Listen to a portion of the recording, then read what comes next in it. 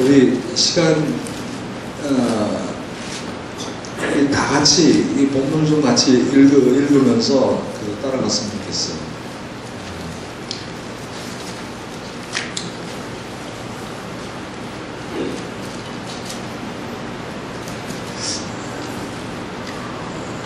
제가 읽겠습니다. 제가 읽고 여러분들 눈으로 따라와 주시기 바랍니다. 19장 2절부터 14절까지 말씀입니다. 이세벨이 사자를 엘리야에게 보내어 이르되 내가 내일 이맘때에는 정녕 내 생명으로 저 사람들 중 한 사람의 생명 같게 하리라. 아니하면 신들이 내게 벌 위에 벌을 내림이 마땅하니라. 저가 이 형편을 보고 일어나 그 생명을 위하여 도망하여 유다에 속한 브엘세바에 이르러 자기의 서한을 그곳에 머물게 하고 스스로 광야로 들어가 하룻길쯤 행하고 한 로뎀나무 아래서 앉아 죽기를 구하여 가로되 여호와여 넉넉하오니 지금 내 생명을 취하옵소서. 나는 내 열조보다 낫지 못하나이다. 로뎀나무 아래 누워 자더니 천사가 어루만지며 이르되 일어나서 먹으라 하는지라. 본즉 머리맡에 숯불에 구운 떡과 한 병 물이 있더라. 이에 먹고 마시고 다시 누웠더니 여호와의 사자가 또다시 와서 어루만지며 이르되 일어나서 먹으라. 내가 길을 이기지 못할까 하노라 하는지라. 이에 일어나 먹고 마시고 그 식물의 힘을 의지하여 40주 40야를 행하여 하나님의 산 호렙에 이르니라.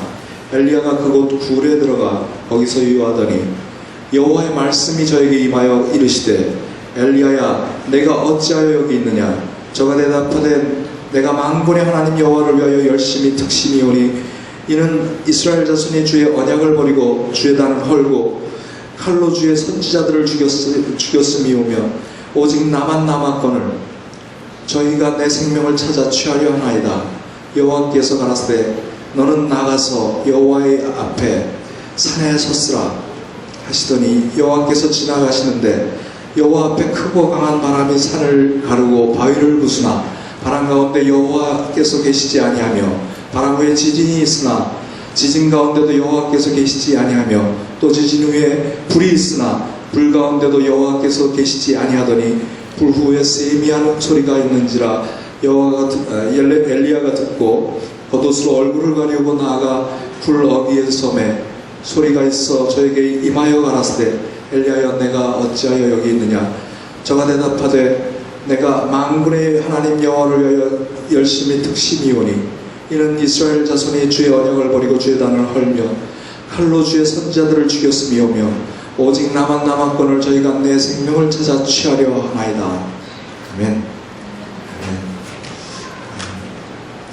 죄송합니다. 제가 사정이 있어서 계속 물을 마셔야 되는데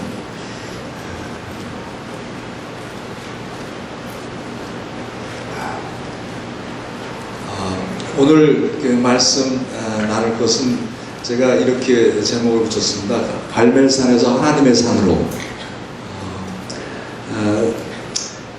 어떻게 보면 갈멜산은 크나큰 승리를 거둔 전적지와 같은 그런 곳이기도 합니다.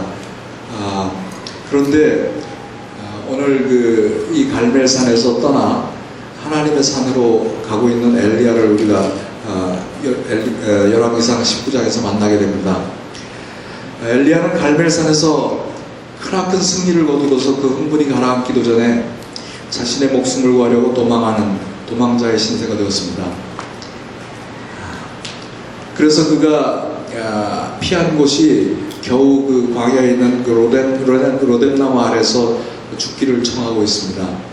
이 로뎀나무라는 것은 커다란 이런 울창한 그 나뭇잎을 가진 그런 나무가 아니고 아주 단연생의 그 초라한 초목입니다. 풀나무 정도의 아주 정말 얼굴이나 요 상반신 정도 가릴 수 있는 그런 초라한 풀나무에 불과합니다. 그곳에서 피해서 하나님께 죽기를 청하고 있습니다. 분명히 갈멜산에서 엘리야는 커다란 승리를 했죠. 그 바알 선지자 450명을 그 자리에서 죽여버리는 일을 행하게 됩니다. 같이 기도했을 때 그 재단을 태우는, 재단의 물들, 또랑의 물들도 다 태워버리는 그런 역사가 그 450여 개의 바알 선지자들이 기도했을 때는 일어나지 않았지만은 엘리야가 기도했을 때 그 일이 하나님의 불이 내려서 그 일이 일어나게 됩니다. 그런데 오늘 이 엘리야가 그 자리를 피해서 그 갈멜산을 피해서 도망하고 있습니다. 도망하는 이유는 그 제세벨이 그 사자를 보내서 내가 너를 죽여버리겠다라고 하는 그 협박 때문에, 그리고 그것이 무서워서 도망하고 있는 것이죠. 졸지의 그 승리자에서 어떻게 보면은 도망자 신세로 전락한 이 엘리야에게 그 다가온 그 좌절감이나 어떤 그 어떻게 보면 낙담은 이루 말할 수가 없었을 것입니다. 그런데 이 로뎀나무 아래에서 누워있는 그 엘리야에게 하나님의 사자가 나타납니다. 그것도 한 번도 아니고 2번 나타나서 저를 어루만지면서 저에게 일어나서 먹어라. 내가 갈 길을 다 가지 못할까 하노라. 처음에 나타나셨을 때는 단지 그냥 일어나서 먹기만을 이야기하고 있습니다. 그래서 일어나 먹고서 다시 잠이 듭니다. 그런데 2번째 천사가 나타났을 때 이렇게 이야기합니다. 일어나 먹어라. 내가 갈 길을 다 가지 못할까 하노라. 이렇게 얘기하신 것은 그 하나님의 사자가 이 엘리야에게 무언가 내가 할 일이 남아있다라는 것을 말하고 있는 것이죠. 영어 성경에 보니까 이렇게 되어 있습니다. Because the journey is too great for you. 너에게 정말 아주 큰 길이, 여정이 남아있다. 뭔가 해야 될 일이 있다라는 것을 암시하고 있습니다. 하나님이 엘리야를 먹이신 이유는 아직 그에게 남은 여정, 미션이 있다는 것을 분명히 하시고 그 여정이 얼마나 크고 중요함을 알리기 위해서 그렇게 하고 계신 것입니다. 엘리야가 도망할 때는 그 목적이 분명했습니다. 단지 자기를 협박하는, 그 겁박하는 그 제세벨을 떠나서 그의 환경과 어떤 자기에게 다가오는 그 고통을 피해서 달아나는 것이었습니다. 그리고 자기 목숨을 구하는 것도 그 한 목적 중에 하나였습니다. 근데 로뎀나무 아래서 엘리야는 이제 더 이상 내가 이제 피곤해서 피할 수가 없다. 내가 할 일은 여기까지다. 이렇게 좌절하고 낙담하는 것 같습니다. 더 큰 이유는 이 도망하면서 엘리야가 번드아웃 됐다는 것입니다. 내가 완전히. 그래서 이렇게 좌절하고 낙담한 엘리야에게 하나님은 나타나셔서 그를 위로하시고 다시 세우는 2번의 일을 하십니다. 저에게 물과 떡을 준비해서 먹이십니다. 왜 이런 일이 엘리야에게 일어났을까요? 엘리야는 분명히 기도의 사람이었고 그 기도가 능력이 있어서 정말 하나님께서 일하시고 그 바알의 선지자들을 450이나 되는 바알의 선지자들을 다 죽여 없애기까지 했는데 엘리야에게 이런 일이 일어난 것은 분명한 이유가 있었습니다. 성경 가지신 분들은 18장 36절, 37절을 보시게 되면 이렇게 이야기하고 있는 것을 듣게 됩니다. 그 엘리야가 그 갈멜산에서 기도할 때 나아가서 말하되 아브라함과 이삭과 이스라엘 하나님 여호와여, 주께서 이스라엘 중에 하나님 되심과 내가 주의 종이 됨과 내가 주의 말씀대로 이 모든 일을 행하는 것을 오늘날 알게 하옵소서. 여호와께서 내게 응답하소서, 내게 응답하소서. 이 백성으로 주 여호와는 하나님이신 것과 주는 저희 마음으로 돌이키게 하시는 것을 알게 하옵소서 하매 하나님의 불이 내립니다. 이 엘리야에게는 엄청난 그 갈멜산의 기적과 같은 일이 일어났지만은 그 마음 안에는 혼자서 감당하려고 하는, 혼자서 감당하고 있는 그 마음을 읽을 수가 있습니다.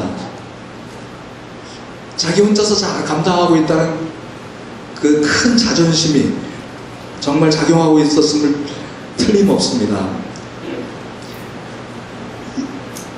그렇기 때문에 이 로뎀나무에서 죽기를 청하는 엘리야의 모습은 어떻게 보면은 당연한지도 모르겠습니다. 이런 자괴감, 엘리야가 느끼는 그 자괴감이나 절망은 저가 저를 의지하고 저를 의지했을 때 마주치는 결론이라고 우리가 얘기할 수 있습니다. 또 19장에 보면은 그 엘리야가 이렇게 하나님 앞에서 고백하는 걸 듣죠. 내가 주를 향한 열심이 특심이므로 나밖에 오직 나만 남았거늘, 이런 말들을 자주 사용합니다. 이렇게 고백하고 있는 모습을 보면 더욱 분명해집니다. 갈멜산에서도 그랬고 로뎀나무 아래서, 그리고 또 하나님의 산에 가서 이 엘리야가 보여주는 모습은 내가라는 것이 아직도 그 안에 왕성하게 살아있기 때문에 그 절망감이나 그 자괴감이 더 컸다라고 생각이 되어집니다. 그런데 그 엘리야를 하나님이 완전히 정말 이제는 지쳐서 번아웃되어 있는 그 엘리야를 하나님이 위로하면서 부르시고 계시죠. 그를 향해서 더 큰 목적지가 있다고 말씀하시면서 그를 먹이시고 계십니다. 하나님께서 우리를 이렇게 먹이실 때에는 단지 먹이시는 것으로 끝나는 건 아니죠. 여러분들 엠마오로 가는 제자들이 어떤 일이 일어났습니까? 예수님께서 나타나셔서 저들에게 성경 말씀을 풀어주시고 또 그들과 같이 저녁 식사를 하실 때에 그 눈이 띄어졌다라고 성경은 기록하고 있습니다. 단순히 하나님께서 우리를 먹이실 때는 그 먹이시는 것으로 끝나는 것이 아니라 그 같이 먹이시는 것 그 외에 우리 안에 사귐과 교제가 일어나고, 하나님과의 사귐과 교제가 일어난다는 것이 분명합니다. 그래서 이 엘리야에게 어떤 일이 일어납니까? 새로 힘을 얻어서 40주 40야 밤낮 없이 40일을 달려서 호렙산까지 가는 그런 힘을 얻게 됩니다.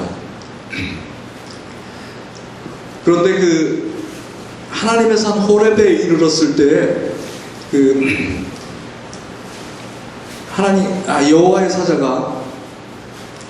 여호와의 사자가 나타납니다. 여호와의 말씀이 저에게 임하여 가라 이르시되 엘리야야 내가 어찌하여 여기 있느냐 이렇게 물어보고 계십니다. 그때는 그 호렙산에 이르렀을 때 이 엘리야는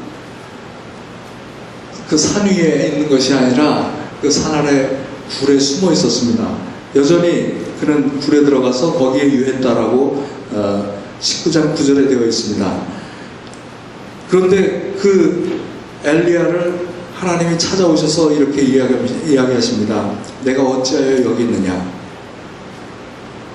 하나님은 분명히 그 로뎀나무 밑에서 엘리야에게 그렇게 얘기하셨죠. 내가 갈 길이 중함으로 힘을 내라. 이렇게 그 하나님의 천사가 엘리야에게 이야기하고 있지 않았습니까? 근데 엘리야는 40주 40여를 달려서 간 그 하나님의 산 아래서도 여전히 그 굴 속에 들어가서 그곳에 피하고 있었습니다.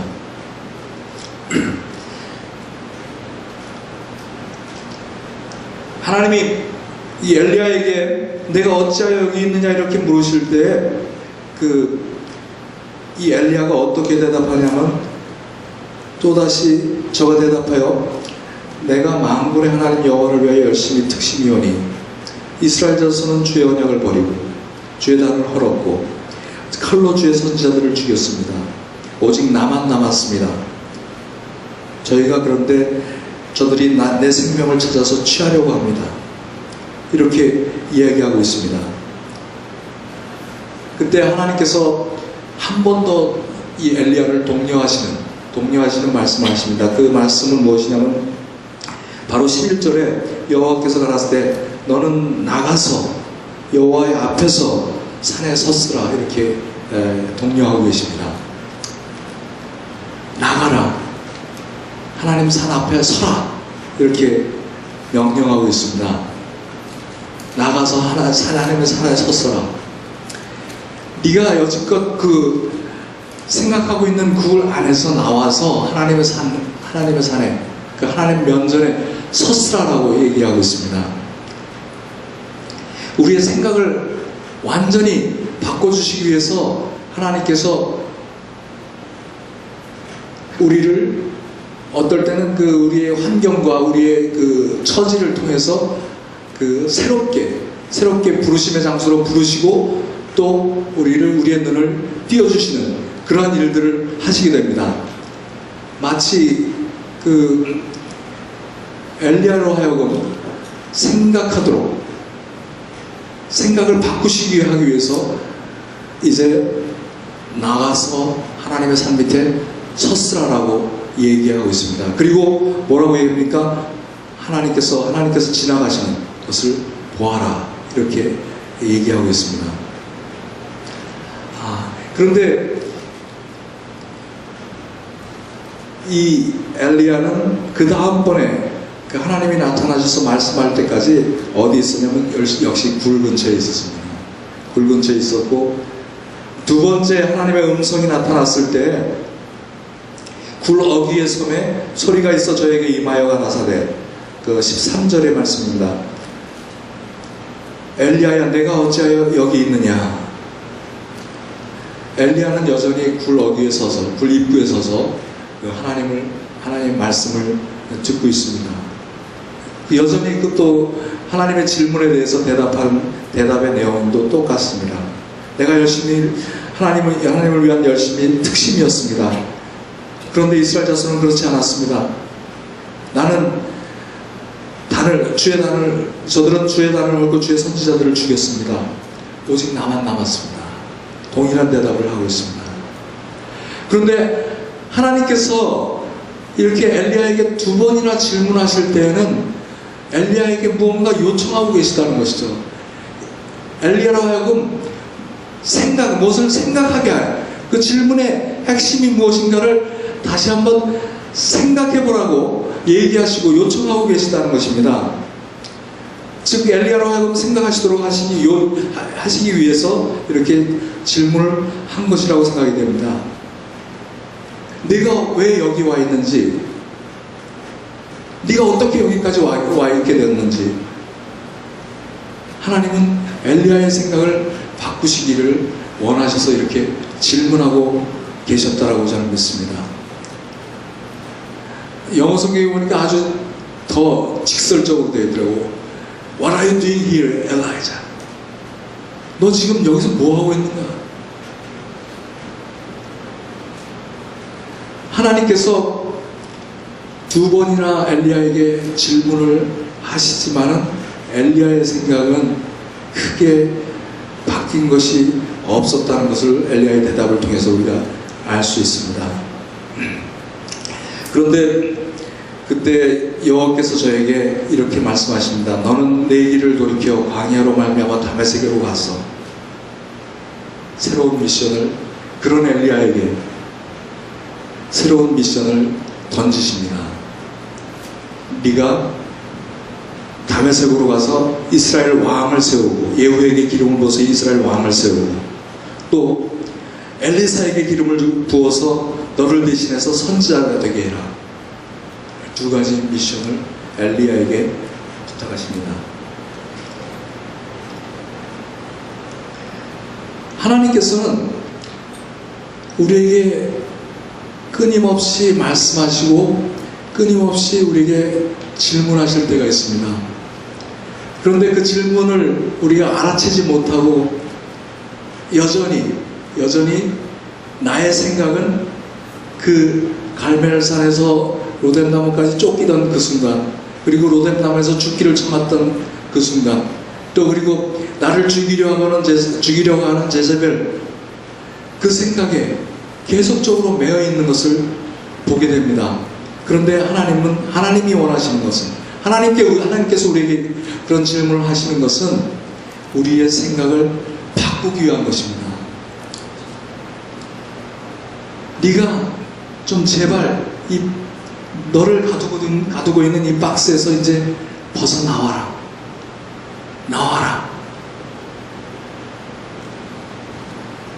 하나님께서 우리에게 요청하신 것은, 그래서 너희가 정말 그 생각이 바뀌게 되었을 때, 그 로마서 12장의 말씀처럼 하나님의 선하시고 온전하신 뜻을 알게 되기를 원한다라고 우리에게 이야기하고 계신 것입니다. 그곳에서 나와서 하나님의 산에 서라, 이렇게 엘리야에게 요청하셨듯이 맞습니다. 근데 대부분 우리가 생각하는 것이 단순히 그냥 박스에서 나오기만 하면은 모든 게 해결되는 것처럼 생각할 때가 많습니다. 우리를 박스에서 나오도록 초청하시는 하나님의 의도는 우리의 생각을 완전히 바꾸실 뿐만 아니라 우리에게 무언가를 우리가 무언가를 하기를 원하신다라는 그분의 의도가 있는 것을 보게 됩니다. 엘리야에게 새로운 미션을 주셨죠. 분명히 너가 가서 예후에게 기름을 부어서 이스라엘 왕으로 세우고, 또 엘리사에게 기름을 부어서 너 대신 선지자가 되게 해라. 분명한 미션을 주시고 다메섹으로 가게 하십니다. 우리가 그냥 박스에서 나와서 새롭게 보는 그것으로 끝나는 것이 아니라, 새롭게 내 생각을 갖는 것, 그것으로 끝나는 것이 아니라, 하나님의 주신 선하시고 온전하신 뜻이 무엇인지 알았으면 그 뜻을 향해서 나아가라라고 우리에게 요청하고 계신다는 것입니다. 제가 얼마 전에 그 사도행전을 묵상하다가 사도행전 10장의 말씀에서 이런 것을 발견하게 되었습니다. 사도행전 10장에서 두 분의 이야기가 나오는데, 하나는 고넬료의 이야기고 하나는 베드로의 이야기입니다. 먼저 고넬료에게 하나님 천사가 나타나서 이야기하시죠. 아주 구체적이고 분명하게 얘기합니다. 뭐라고 얘기합니까? 고넬료에게 너는 사람들을 욥바로 보내서 베드로라고 하는 시몬을 청해서 너희 집에 들여라. 하나님 말씀을 들어라. 분명하게 아주 구체적으로 얘기하십니다. 그런데 베드로에게는 비몽사몽간에, 저가 기도할 때 그 시간이 정오경이었으니까 아주 굉장히 뜨거운 태양 아래서 지붕 위에 올라가서 이 베드로가 기도하다가 잠깐 졸았던지 모르겠어요. 하여튼간 비몽사몽간에 그에게 보이심으로 환상으로 말씀하십니다. 환상으로 말씀하시는데 어떤 환상이 보이죠? 하늘에서 내귀퉁이가 묶인 그 그릇 같은 것이 내려오는데, 그 그릇 안에는 부정한 짐승들이 있었습니다. 근데 하나님께서 일어나서 잡아 먹어라, 이렇게 명령을 하십니다. 아니요, 나는 이런 부정한 음식을 내 생전에 먹어본 적이 없고 먹을 수가 없습니다. 이것은 율법에 반하는 일입니다. 그런데 하나님께서 두 번 또 요청하십니다. 일어나 잡아 먹어야 한다. 먼저 이 베드로의 이야기에서 우리가 봐야 될 것은 베드로의 생각을 완전히 바꾸기를 원하신다는 것입니다. 그 베드로의 생각을 바꾸셔서 내가 깨끗하고 한 것을 네가 더럽다고 할 수 없다. 잡아먹어라. 베드로가 그 생각이 거기까지 미치게 된 것은 비몽사몽간에 나타난 나타난 그 환상이 무슨 뜻인지 몰라서 한참을 생각한 다음에 깨닫게 된 것입니다. 깨닫게 되었는데 그 깨닫게 된 그 내용은 무엇이었냐면, 깨닫게 된 그 순간은 언제였냐면 바로 고넬료가 보낸 사람들이 이 베드로의 요빠에 있던 베드로에게 당도했을 그때 문을 똑똑하고 두드리는 그 순간에 이 베드로가 이게 하나님이 내게 이런 말씀을 하고 계신 것이구나. 나로 하여금 요빠에서 가이사랴로 가게 해서 이 사람들에게 하나님의 말씀을 증거하는 뜻이구나. 이방인들에게 하나님의 말씀을 전하라는 이야기구나. 그 순간에 깨닫게 되는 것이죠. 하나님께서 베드로의 생각을 바꾸셨을 뿐 아니라 하나님께서 또 한 가지 요청하고 계신 것은 무엇이었습니까? 네가 이방인의 집으로 가라는 것이었습니다.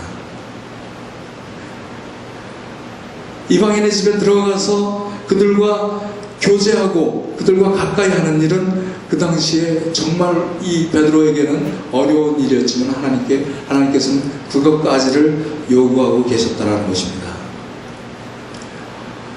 고넬료에게도 그러한 완전히 사고의 틀이 바뀌는 그런 일이 일어나죠. 베드로가 온 다음에 하나님의 말씀을 전하고 성령이 바로 그 자리에 임하여서 그 자리에 모인 모든 사람들이 성령의 세례를 받게 되는 것이었습니다. 성령의 세례를 받았다는 것은 무엇입니까?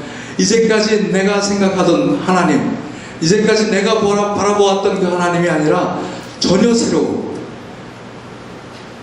새로운 차원의 세계로 인도되었다는 것을 의미합니다. 고넬료에게도 새로운 박스에서 나오는 그런 경험을 하게 되는 것입니다. 그래서 이들에게 어떠한 일이 일어납니까? 그 자리에 모였던 모든 사람들이 새로운 눈뜸이 일어나죠. 구원의 일이 일어나는 거죠. 그 자리에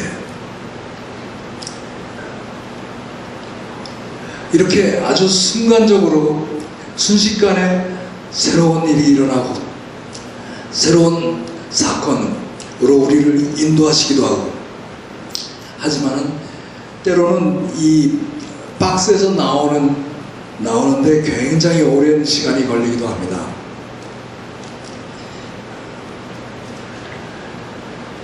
이스라엘 백성들이 광야에 40년 동안 있게 되었죠.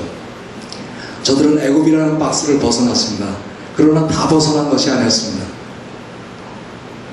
그들은 그 광야 생활을 거치면서 40년 동안을 그 광야를 지나면서 40년이 지나서야 겨우 여호수아의 손에 이끌려서 길갈 땅으로 들어가게 됩니다. 제가 저를 생각할 때 참으로 더딘 사람이라고 생각할 때가 많았습니다. 그 이유는 저 자신도 내가 하나님을 내 박스에다 가두어 놓고 오랜 시간 동안 그 박스에서 나오지 못하고 그 굴에서 나오지 못하고 지냈던 시간이 굉장히 길었기 때문입니다. 신명기 8장 12절에 이렇게 얘기합니다. 하나님께서 너희로 하여금 광야를 걷게 하신 것은 너를 낮추시고 너를 시험하사 내 마음이 어떠한지 알려 하심이라. 하나님의 의도는 이 백성을, 이스라엘 백성들을 애굽에서 끄집어내는 것만이 목적이 아니고 이들에게 새로운 차원을 경험하게 하시는데, 그 전에 저들을 낮추시고 저들을 시험하시고 저들의 마음을 새롭게 하기를 원하셨다라는 것입니다.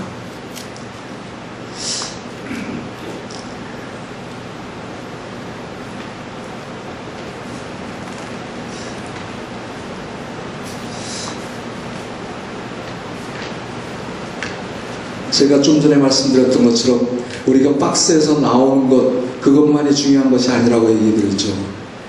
박스에 나온 순간 우리에게 주어진 것은 새로운 미션입니다. 그 새로운 미션은 우리가 하나님께서 우리에게 말씀하신 그것을 향해서 쫓아가야 된다는 것이죠. 제가 아는 그 찰스 스타드라는 목사님이 계신데, 그 목사님은 이렇게 이야기하셨더라고요. 하나님께서는 나를 가라고 부르셨다. 그래서 나는 가겠다. 그리고 나는 길을 내겠다.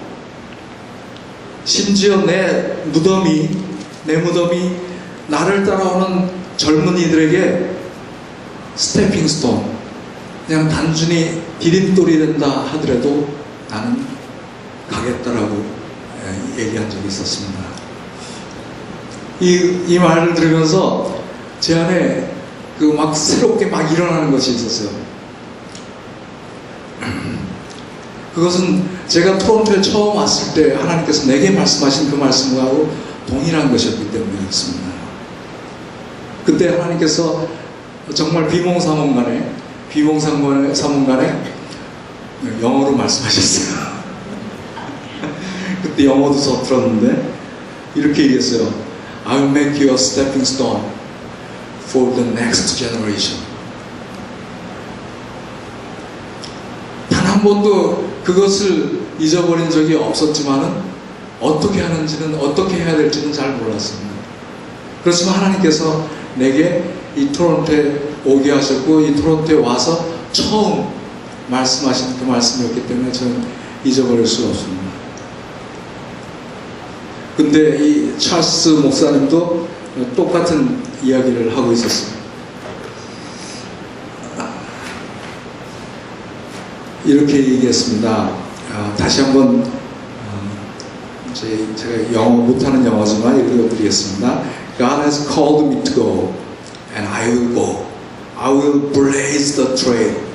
Though my grave may only become a stepping stone, that younger people may follow. 이 스터드 목사님 가슴에 살아있는 말씀이 제 말씀이기도 합니다. 제 마음 안에 이 말씀이 살아있어요. 그런데 내가 가는 길은 하나님께서 말씀을 하셨는데 정말 좌우로 이렇게 흔들리면서 간 것 같습니다.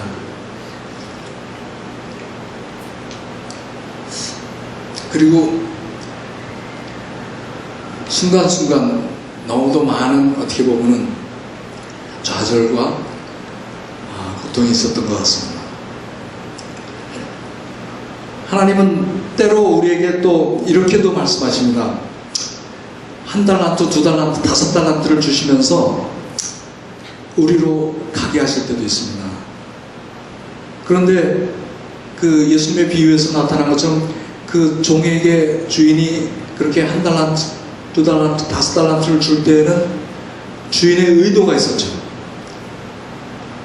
너희들이 이것을 가지고 무엇을 하길 원한다. 달란트를 받은 종들에게 요청한 것은 무엇이었습니까? 바로 가서 장사하는 일이었습니다. 왜냐하면 내게 주어진 달란트라는 것은, 내게 주어진 그 재물이라는 것은 장사해서 남겨서 그것으로 주인을 기쁘게 해야 되는 그런 목적이 있었기 때문에 그렇습니다. 우리에게 어떤 박스에서 나와서 그 길을 가야 될 때 그 길을 정확하게 하나님께서 말씀하실 때도 있지만 이렇게 그냥 던져주시고 가실 때도 있습니다. 그것을 우리가 정말 묻고 또 묻고, 하나님 내게 원하시는 것이 무엇입니까? 내게 지금 말씀하시는 것이 무엇입니까? 묻고 또 묻고 해서 우리가 그 길을 찾아서 가야 된다는 것입니다. 그 길을 아는 저 자신도 좌우로 왔다 갔다 할 때가 많았는데, 여러분들은 그러지 마십시오. 여러분들은 정말 그 말씀을 부여잡고 직진하는, 똑바로 나아가는 여러분들이 되시기를 부탁드립니다. 내 안에 정한 마음, 확정된 마음을 가지고 하나님께, 정말 하나님께서 말씀하신 그 길을 가는데 내가 하나님을 신뢰합니다 하는 그런 믿음을 가지고 행하는 그런 여러분들이 되시기 바랍니다. 시편 37편에 이렇게 되어 있습니다. 너의 길을 여호와께 맡기라. 저를 의지하면 저가 이루신다. 여기서 그 너의 길을 맡기라는 그 말이 영어 성경에는 이렇게 되었습니다. Roll your way upon the Lord. 여기서 길이라는 것은 지금 여기서 얘기하는 길이라는 것은 뭐냐면 내가 하는 어떤 행동, 그리고 내가 가고 있는 이 삶의 그 어떤 길, 코스, 그것을 말하는 것입니다. 그것을 정말 어떻게 하라고요? Trust in Him. 하나님을 신뢰함으로 나아가는 것입니다.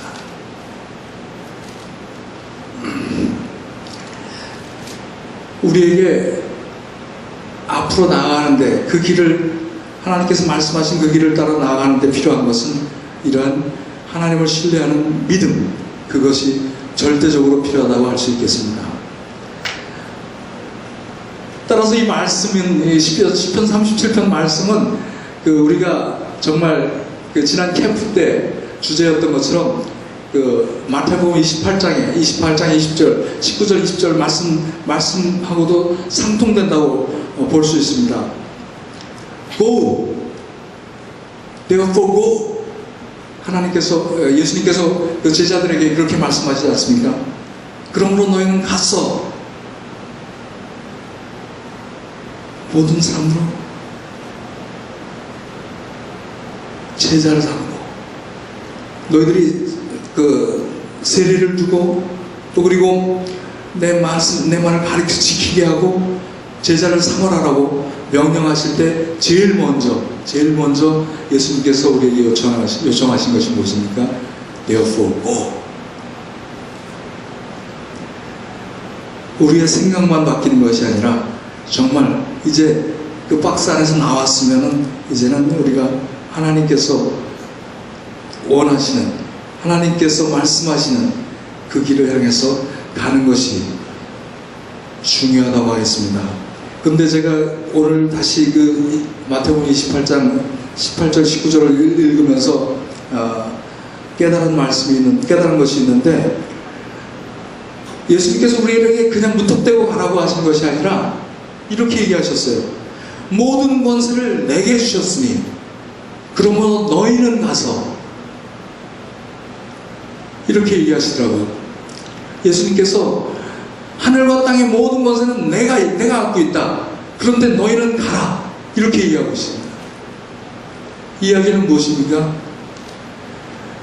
그 하늘과 땅의 모든 권세를 가지신 예수님을 믿는 믿음으로, 그 예수님을 신뢰하는, 그 이름을 신뢰하는 그 믿음으로 너희는 가라라고 명령하고 계시다는 것입니다.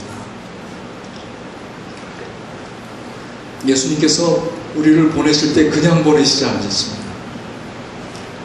내가 하늘과 땅의 모든 권세를 가졌다, 이렇게 얘기하고 계십니다.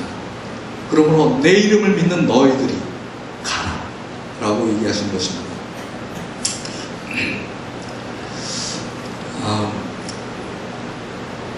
하나님께서 우리에게 그 길을 말씀하실 때 여러 가지 방법을 동원하시죠.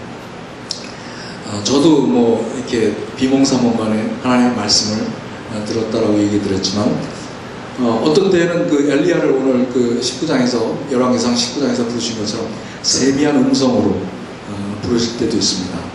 어떨 때는 어떤 사건과 함께 우리에게 나타나셔서 말씀하시는 경우도 있습니다.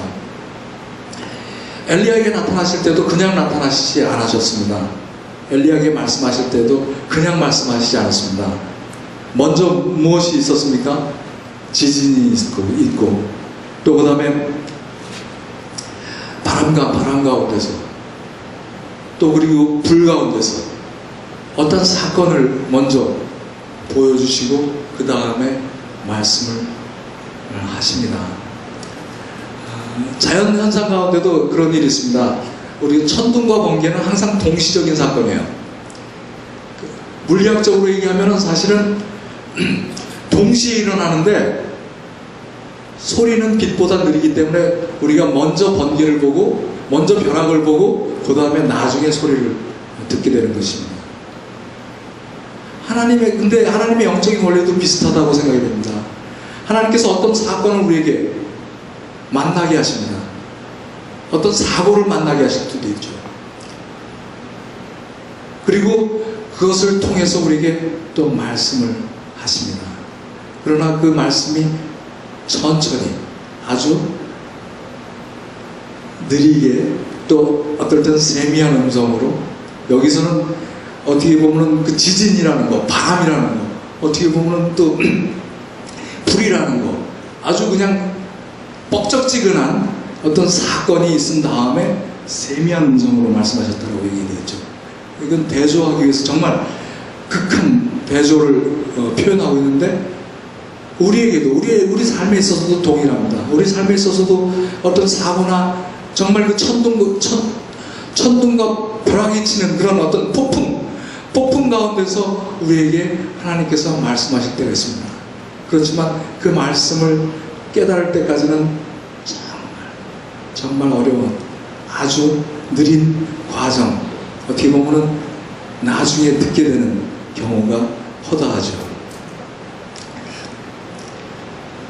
왜 우리에게 폭풍 가운데서 또 그리고 고난과 고통 가운데서 말씀하시는가? 그것은 우리를 계속적으로 말씀드리지만 우리를 박스에서 나오게 하셔서 우리의 생각을 변화시키고 우리에게를 인도하시는데, 우리는 너무 쉽게 하나님의 그 말씀을, 하나님의 뜻을 잊어버리게 되기 때문에, 하나님은 하나님께서 하나님 당신이 말씀하신 것을 우리의 기억 속에 각인시키기를 원하시는데, 그 각인시키는 한 가지 방법은 이런 정말 천둥과 같은, 폭풍과 같은, 오늘 엘리야에게 나타났던 것처럼 그 바람과 지진과 불 만나게 하신다는 것이죠. 그래서 우리에게 뚜렷하게, 아주 뚜렷하게 기억하게 하신다는 것입니다. 때로는 우리에게 그 기억에 각인되게 하기 위해서 우리에게 상처를 남기시기도 합니다. 흔적을 남기신다는 것이죠. 창세기 32장에 야곱이 그 야복강에서 하나님을 만나는 장면이 나옵니다. 근데 그 만나는 장면이 끝날 때 어떤 일이 나옵니까? 하나님이 정말 떨어지지 않는 이 야곱의 그 정강이 뼈를 쳐서 그 근육을 나가게 합니다. 그래서 야곱이 그 하나님을 그 야복나루에서 만나고 난 다음에 어떤 일이 일어납니까? 저가 쩔뚝거리면서 에서에게 가는 장면이 나옵니다. 하나님 우리에게 평생, 사실은 야곱이 쩔뚝거렸을지도 몰라요.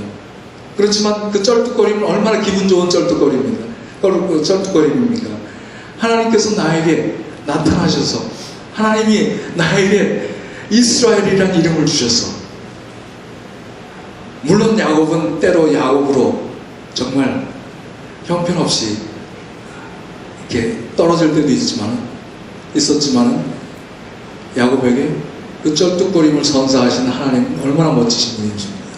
쩔뚝거리면서 야곱이 하나님이 나를 이스라엘이라고 부르셨어. 기억하게 되는 것입니다. 그 브니엘에서 만난 하나님을 야곱은 평생을 기억했을 겁니다. 그리고 또 광야 40년이 끝난 다음에 그 요단강을 건너가서 여리고성 앞에서 어떤 일을 합니까? 여호수아가 그 남정네들을 다 모아놓고서 할례를 행하지 않습니다. 바로 눈앞에 여리고성이 있고 눈앞에 대적이 있는데, 그곳에서 대적에게 발각되면 전멸할지도 모르는 상황인데, 그 여호수아가 모든 남자들에게, 그 애굽에서 나와서 광야 40년을 거친 그 남정네들에게 할례를 전부 행하게 되는 사건을 만나게 됩니다. 할례라는 것이 무엇입니까? 하나님의 언약입니다. 하나님의 언약을 기억하는 것입니다. 흔적을 우리에게 남기십니다.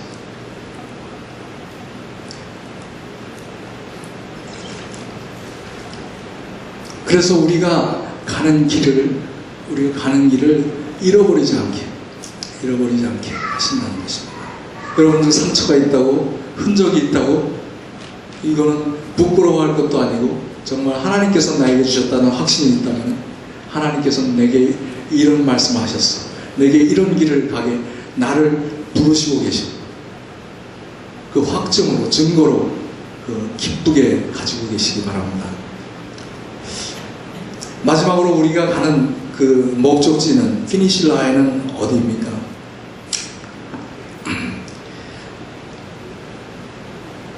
히브리서 12장 2절에 이렇게 히브리서 기자는 얘기하고 있습니다. 그러므로 모든 무거운 것과 얽매기 쉬운 죄를 벗어버리고 인내로서 우리 앞에 당한 경주를 경주하며 믿음의 주여 온전케 하시는 이인 예수를 바라보자. 예수를 바라보자라고 얘기했습니다. 그런데 더 흥미로운 일은 그 앞에 구절에 이렇게 되어 있습니다. 인내로서 우리 앞에 당한 경주를 경주하며. 우리가 가는 길이 내가 항상 기쁘게 쫓아갈 수 있는 그런 길이 아니다라는 것이죠. 우리 앞에 당한 경주를, 당한 길을, 그 길을 내가 간다는 것입니다. 인내로서.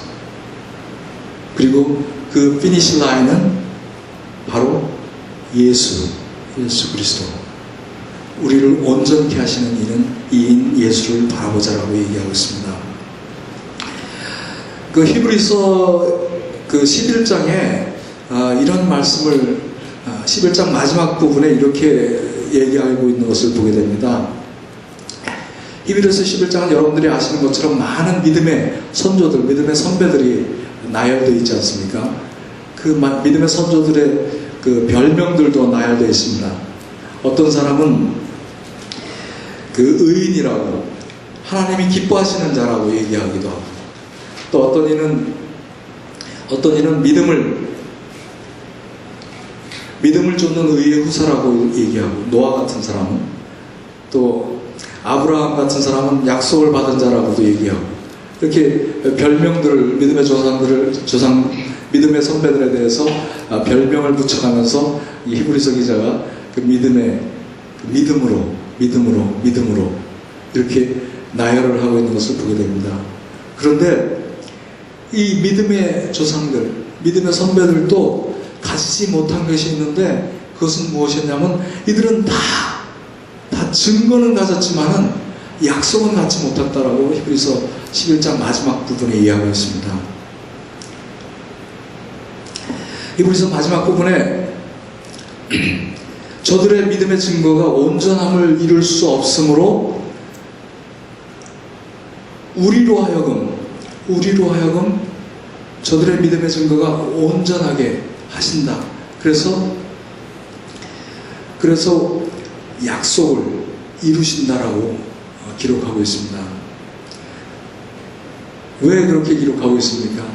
우리가 지금 12장 2절에 읽었던 것처럼 우리는 이미 예수 그리스도를 통해서 그 약속의 주인공 되신 예수 그리스도를 보고 만나고 듣고 했던 자들이기 때문에 이렇게 얘기하고 있는 것입니다.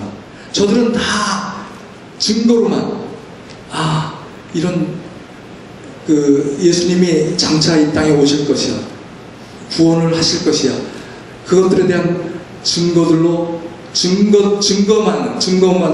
갖고서 증인이 되었는데, 예수님을 알게 된 우리로 말미암아 온전케 되어진다라고 얘기하고 있습니다. 우리들의 피니시 라인은 예수님을 바라보고 예수님을 끝까지 쫓아가는 것입니다. 그래서 우리가 이것을 완수했을 때 분명히 하나님께서 우리에게 상 주시는 것을 또 우리가 믿어야 될 것입니다. 모세에게 그 히브리서 기자가 이렇게 별명을 붙였어요. 저는 상 주심을 바라본 자라. 많은 무명의 믿음의 영웅들을 포함해서 이들에게는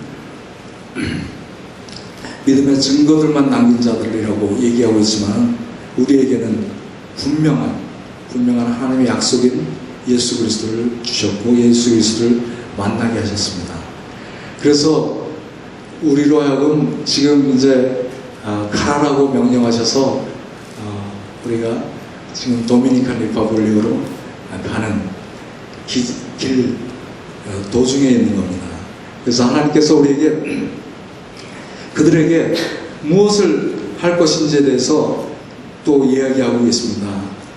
여러분들 그 기도 카드에 보면은 기도 그 제목들이 있는데 먼저는 하나님의 마음을 우리에게 알게 하시고 또 그 하나님의 마음을 가지고 저들에게 그 예언하는 일로 또 그 소망을 갖고서 말씀으로 축복하는 자들로 우리가 서기를 원하신다라고 이야기하고 있습니다.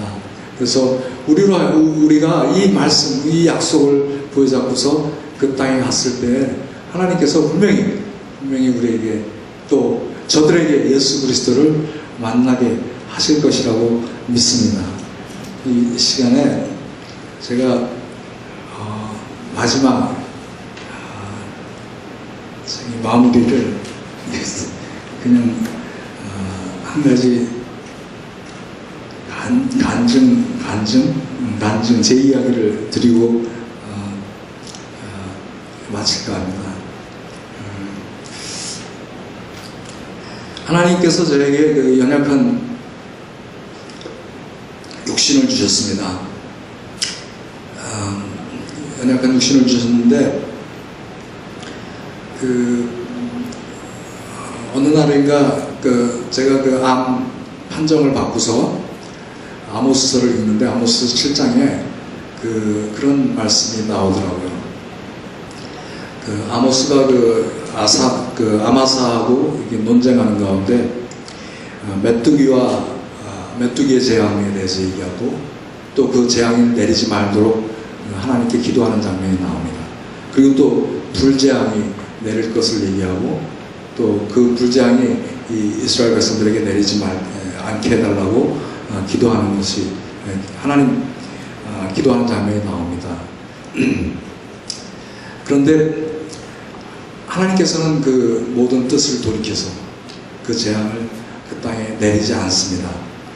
그런데 마지막에 보이신 그 환상은 무엇이냐면 다림질 환상이었습니다. 제가 왜 연약한 육체를 거론하냐면 하나님께서 제가 암 판정을 받고서 지금까지 이렇게 이제 치료를 받으면서 느끼는 것이지만 하나님께서 내게 다림줄을 내리셨다라는 그런 생각을 지울 수가 없었어요.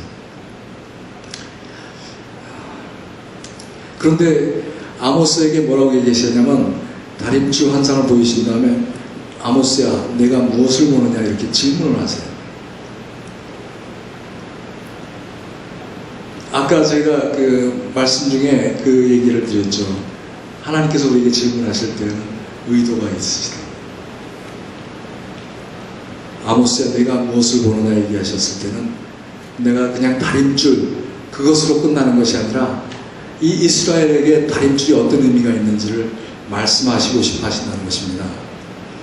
제가 연약한 육체를 가져서 그리고 또 암에 걸려서 고생하고 있지만 하나님께서 내게 다림줄을 보이시는 이유는 하나님께서 그 다림줄을 통해서 나를 파괴하려고 하시는 것이 아니라 나를 새로 건축하려고 하신다는 것을 깨닫게 하셨어요.